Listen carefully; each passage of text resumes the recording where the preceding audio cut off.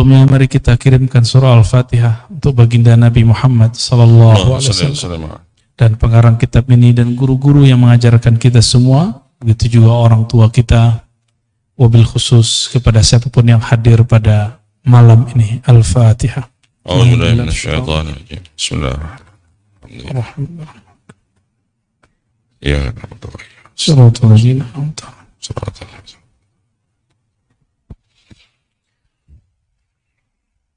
Wabihi qal, berkata Imam Athaillah Iskandari qaddasallahu sirrahu, la tastaghrib wuqu'al aqdar.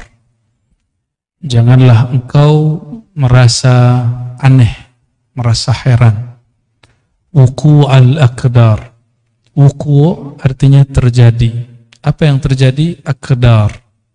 Keburukan-keburukan, masalah-masalah, kekacauan-kekacauan, termasuk gempa fisik, gempa alam, yang paling bahaya gempa pikiran. Ya, itu sama. Ya. Jangan merasa heran kenapa di dunia ini masih ada masalah-masalah seperti itu. Kenapa? Madumta fi hadhid dar. Selama engkau masih di dunia ini, jangan merasa heran.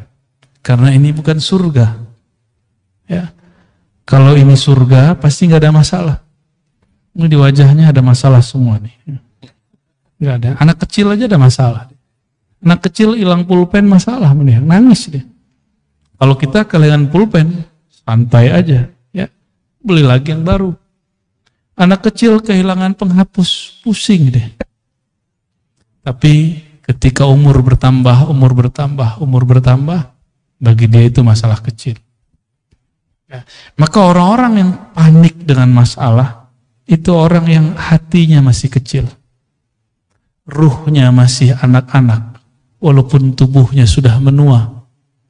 Karena tidak dididik. Maka ruh ini mesti dididik. Qalbu ini mesti dilatih.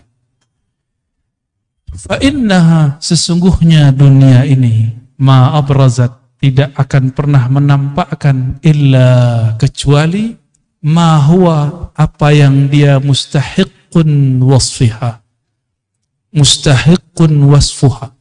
yang pantas menjadi karakternya. Karakter dunia apa? Keburukan. Dunia itu bahasa Arab artinya lawan dari ulya. Dunia berarti rendah. Dunia berarti masalah. Karena dia rendah, dia hina, dia masalah, dia akan selalu mengeluarkan masalah. Itu dunia. Maka jangan pernah mengawinkan kolbu dengan dunia. Cukup tubuh kawin dengan dunia. Kolbu tidak boleh kawin dengan dunia. Jangan pernah masukkan nama-nama dunia. Dunia itu apa aja isinya? Rumah, mobil, motor, pasangan, kerjaan. Jangan masukkan kolbu. Sekali masuk ke dalam kolbu, kata Rasulullah, ta'iba abdud dinar, orang ini kualat. Ta'iba, dia akan lelah sepanjang hidupnya. Jadi kita boleh capek fisik, jangan capek kolbu. Ya, ini ada yang capek-capek pulang kerja masih mau ngaji. Ini hari apa nih Pak? Senin ya. Sama, saya kan juga kerja, saya juga masih ngajar. Ya.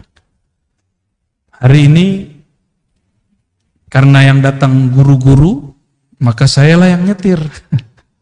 Ya, kecuali tadi ya, pas datang ke sini udah nggak kuat, nguap lu, ngantuk lu. Karena tadi siang saya masih ngajar, tapi kita nganter.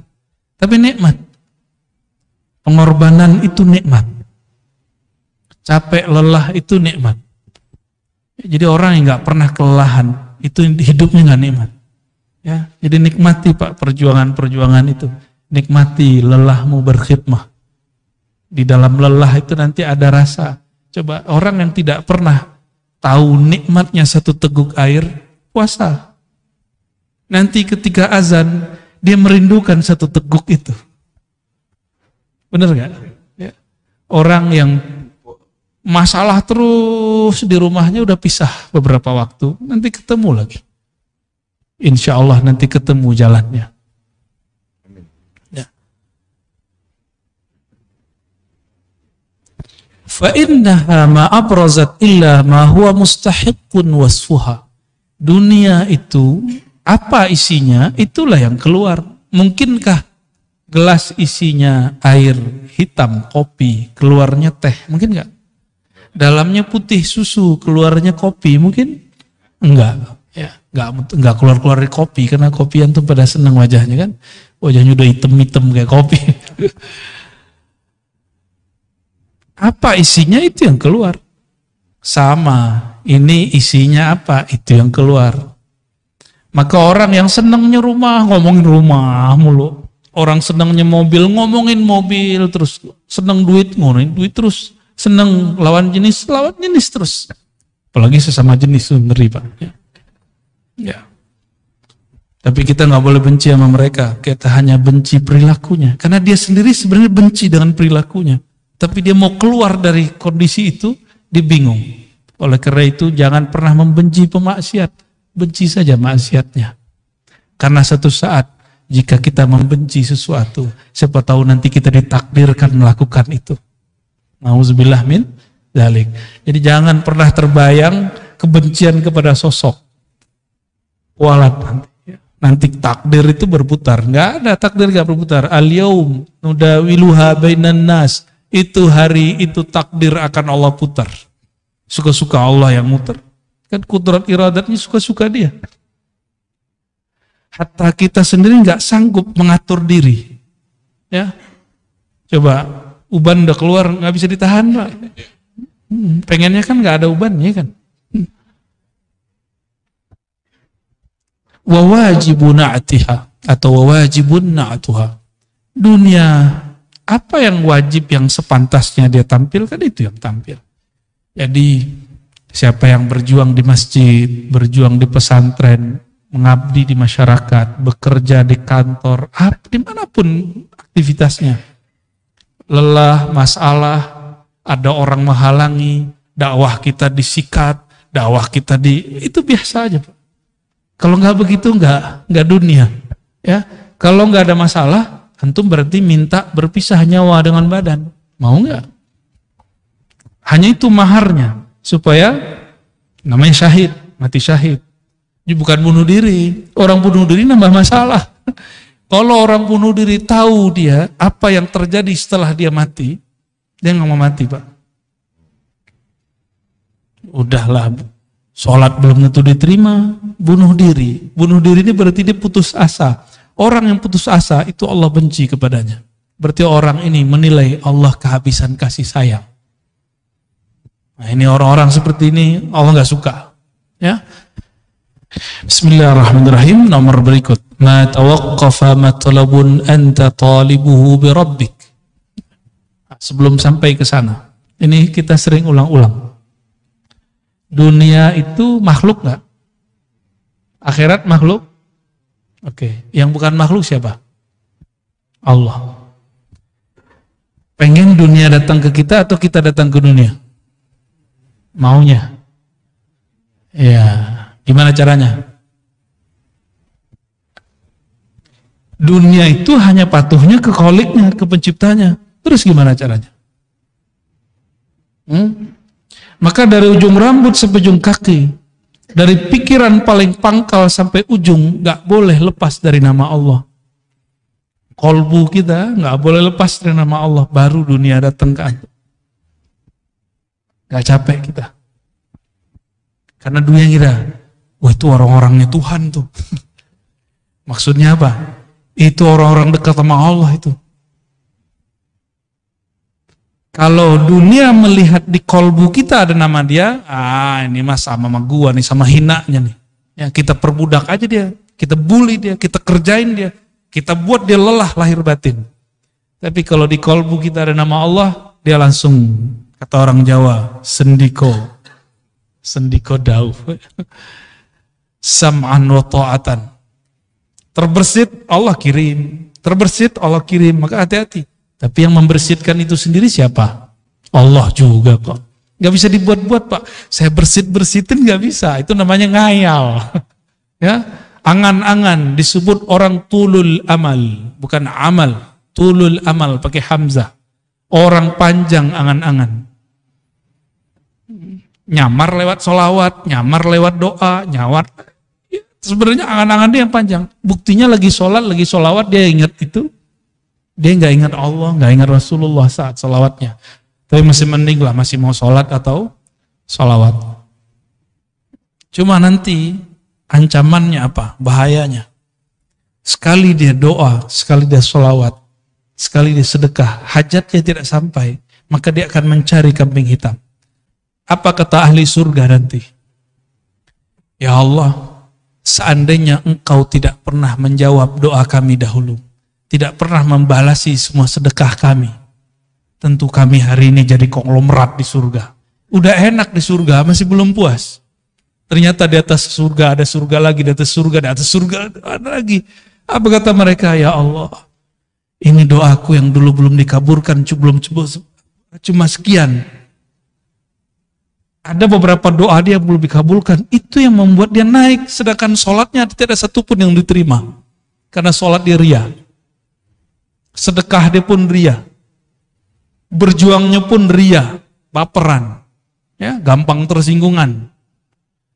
Tapi ada beberapa doa dia yang belum dikabulkan, itu yang membuat derajatnya tinggi nanti di akhirat. Maka mereka berpikir, ya Rob, coba doa-doaku separuh aja nggak belum dikabulkan. Jadi konglomerat ya, tabungannya banyak. Jadi sahabat-sahabatku semua, saudara-saudaraku semua, doa-doa aja. Maka setiap hari tabung doa. Jangan tabung kapan diijabah doa.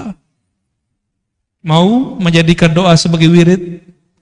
Maka Imam Abul Hasan Syazili, Imam Al-Haddad, Imam Al-Attas, Imam Syekh Abdul Qadir Jilani, semua, Bahauddin Naqsyabandi, Sidi Ahmad Tijani, Sidi Ahmad Idris Al-Idrisi, semua mengajarkan doa, bukan supaya kita dapat hasilnya di sini.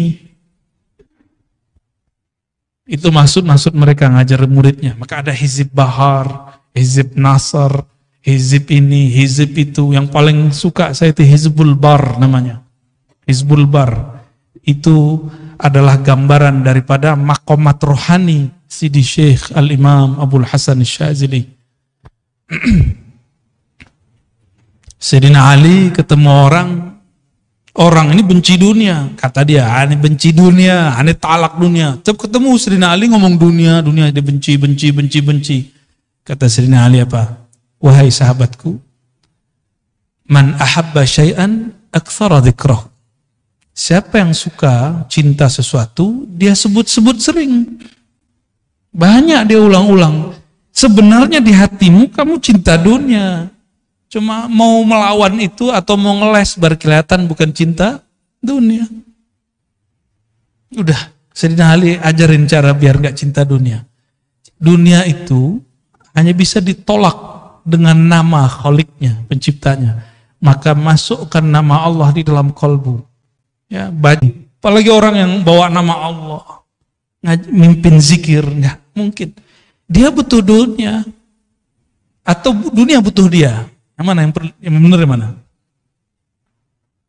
Kayaknya dunia yang butuh dia ya. Dunia itu kalau nggak ada orang zikir, hancur. Jadi dunia itu kenapa melayani orang-orang yang di kolbunya ada nama Allah? Karena si dunia mengatakan, kami akan hancur jika engkau tidak ada. Dalilnya apa?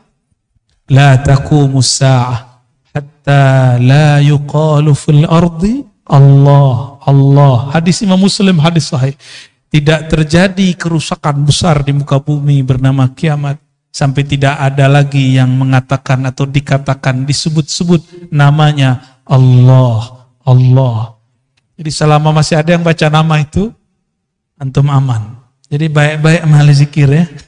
Walaupun kita kurang zikir nggak apa-apa, antum baik-baik sama dia. Kata Imam Abul Qasim Junaid Al-Baghdadi, tasdiq ulubina wilayatun sughra. Mau jadi wali nggak? Nggak ribet, gampang. Mau jadi wali Allah nggak? Ini ngomong bukan saya nih, Imam Junaid. Imam Junaid ini imam salafus soleh, wali kutub, wali ghaus di zamannya. Pewaris mutlak Rasulullah di zamannya. Imam Junaid.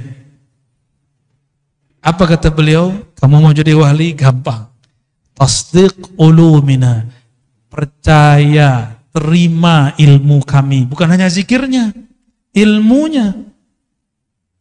Ilmu ma'rifat terima, jangan tolak. Jangan kemudian, malu nih, gitu. Kan begitu. Enggak nyampe, cukup katakan, mungkin dia sudah sampai, saya belum. Orang yang sampai makomnya kepada Allah, bergantung umur enggak? Coba, ada enggak antum yang sudah sampai ke makom? Sayyidina Ali mengatakan, araftu rabbi bi rabbi. Aku kenal Allah. Allah lah yang mengenalkan dirinya kepadaku. Ada yang nggak sampai ke situ enggak? Itu bukan halu, Pak. Hakiki. Yang ngomong begitu Sidi Syekh Abdul Qadir Jilani dalam kitab Al-Fathur Rabbani. Kata beliau, jika engkau duduk tenang berkhalwat, sebut namanya, sampai engkau fana di dalam namanya, nanti yang punya nama akan datang mengenalkan dirinya. Udah pernah duduk begitu belum? Yang ngomentarin orang mulu, katanya mursyid, ya kan? Katanya bersanad, katanya berijazah. Kalau punya ilmu, udah amalin ilmunya. Jangan ngomentarin orang terus. Jangan suuzon terus dengan orang. Mulai beramal. Ya. Perintah Allah di Quran bukan ngomentarin orang. Ya ayyuhalladzina amanu dzkurullaha dzikran katsira. Yang perlu diperbanyak bukan ngomentarin orang, tapi nyebut nama Allah. Kalau enggak akan pernah antum merasakan kedekatan itu. Walaupun umur sudah bertambah. Mungkin yang muda-muda ini, kalau yang tua-tua, mohon maaf nih, nggak mau sekarang menyegerakan diri mengenal Allah, Allah akan ganti generasi baru yang mau mengenal dan menyebut namanya. Begitu ancaman Allah. Ya. Dalam hadis qudsi ada begitu. Ya.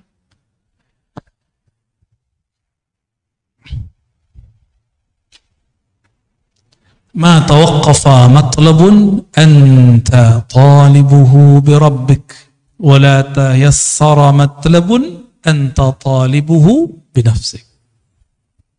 Kenapa doa kita nggak naik-naik? Karena engkau tidak memintanya dengannya, tapi engkau meminta dengan egomu, kepentinganmu. Jadi sholawat, zikir, baca Quran, sedekah jika diniatkan untuk keberkahan duniawi, berarti kita minta dengan diri, ego, itu nggak akan naik, dia cuma berkahnya sampai di dunia. Jadi siapapun yang suka berbagi, dia dapat berkah, muslim, non-muslim dapat berkah 10 di dunia. Itu sudah hukum wajib. Udah plus dari Allah. Mau dia mukmin, nggak mukmin, dia suka berbagi, caritas. Non-muslim suka berbagi, diberkahi Pak hidup dunianya. Coba lihat startup yang suka bakar-bakar duit, itu mereka bertahan sampai hari ini, benar nggak? Ya kan? Kalau mereka nggak mau bakar-bakar duit, mau promosi, mau memberikan free ini, free itu, nggak ada hasilnya. Nabi Muhammad SAW dulu seperti itu. Cuma yang dituntut itu jangan cuma mikirin nafs. Tubuh ini mau ditinggal. Apa masih kurang jelas? Tubuh ini dulu kecil, kemudian menjadi anak-anak, jadi remaja, lalu dewasa, sekarang sudah menua, udah mulai sakit-sakitan. Ini Donald Trump namanya Pak, Donald Trump Al-Fadani. Udah mulai sakit-sakitan belum? Punggung, kaki, duduk lama-lama udah mulai kesemutan, udah tua tuh, calon-calon itu. Iya, baru kan? Wajah sih wajah 40. Udah mulai, jadi dulu kalau duduk lama aman, sekarang duduk lama berasa. Punggung mulai cari sandaran, kan yang dapat sandaran beruntung kan. Tapi anehnya orang ngaji hikam, ngaji zikir, ngaji ma'rifatullah, tahu-tahu sudah 1,5 jam baru ingat punggungnya sakit. Kenapa? Saat itu kolbunya sedang asik dengan yang menggerak-gerakkan kolbunya. Coba lihat anak-anak kita kalau lagi main game, dia lupa kalau dia butuh makan, minum. Benar gak? Mainannya akal ketika berkhayal jadi game. Game-nya kolbu itu nyebut nama Allah. Kalau game biasa, ada ini gak? Apa namanya? Stage 1, 2, 3 gitu ya, benar? Ya. Level 1 tuh, Bapak juga main juga nih. Level 1, 2, 3, sama. Ya, orang kalau sudah punya game di dalam kolbunya, dia asik dengan game itu. Game kolbu itu menunya banyak, Pak. Dan seru sekali. Ya. Ada bintang-bintangnya juga di dalam itu. Ya. Dan kreditnya asli, hakiki. Kalau yang di game-game itu kan kreditnya di situ-situ aja. Ya. Tidaklah permohonanmu diangkat kepada Allah kecuali engkau membawa namanya. Tidaklah satu permohonanmu dipersulit kecuali karena engkau memohon dengan menyebut dirimu. Jadi ciri-ciri orang doa tapi pikirannya susah. Dia sholat, dia rajin ibadah, tapi susah aja bawaannya. Karena dia yang pikirkan, ya Allah, hidup saya susah. Ya Allah, begitu terus. Boleh berkeluh kesah kepada Allah, boleh.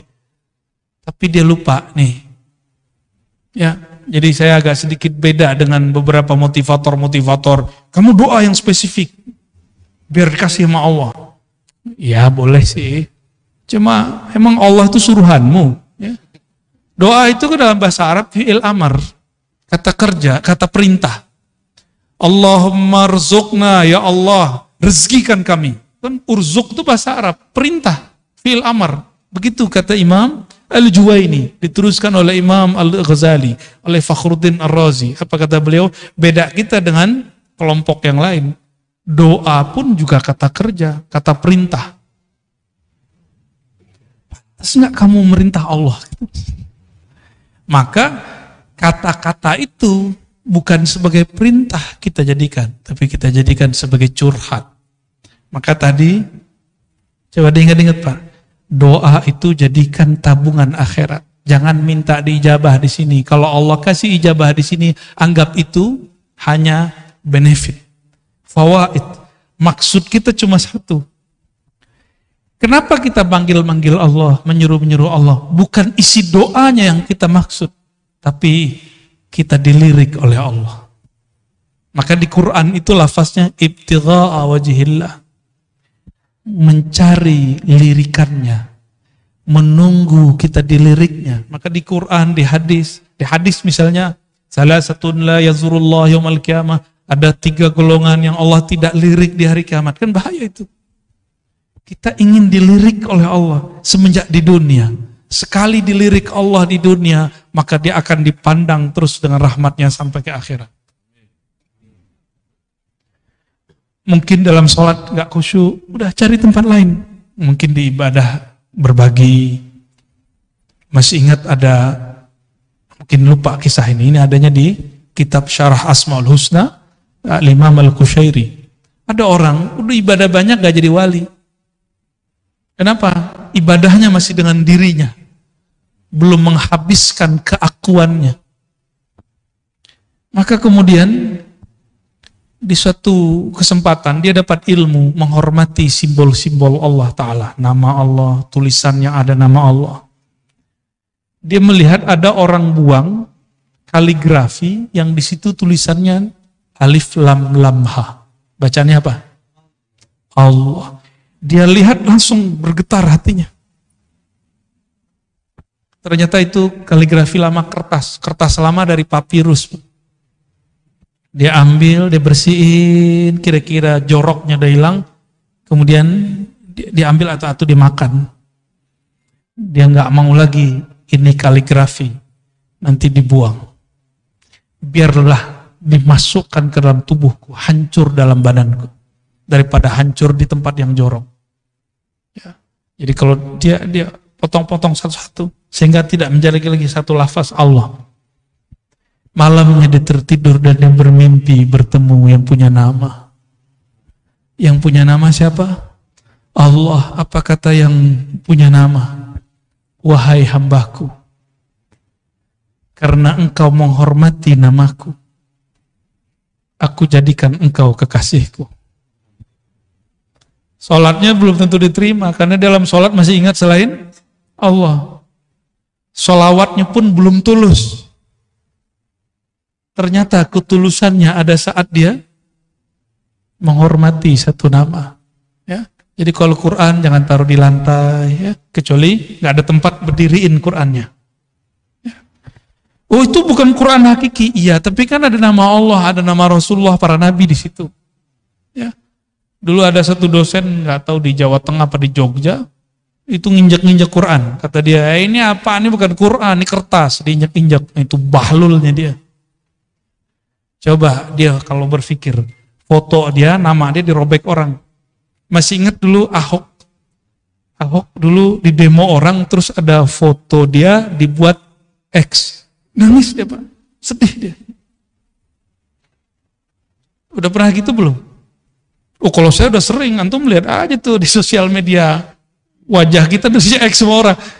Tapi saya gak sedih, biasa. Emang saya pantas digituin, saya bukan orang suci, bukan orang yang mulia. Pantas dihina. Kalau ada orang hina kita nggak apa-apa. Antum mau hina aneh hari ini juga boleh. Hari ini jadi murid, besok jadi musuh nggak apa-apa, nggak ada masalah. Ya. Yang penting Allah meridhoi kita, itu aja.